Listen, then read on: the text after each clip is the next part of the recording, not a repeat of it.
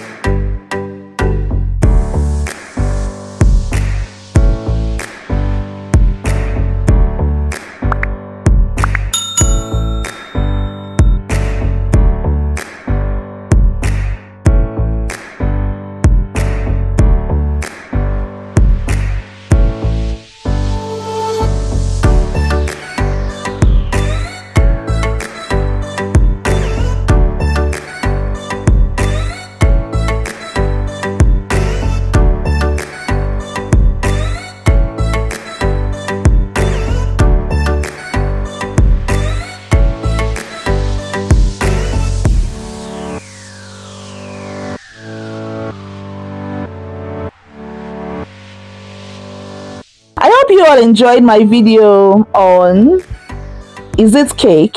If you haven't seen that video, I'll drop the link below in description. Look out for the next episode, and guess what I'll be making next? It's going to be exciting. Thank you for watching. See you in my next video.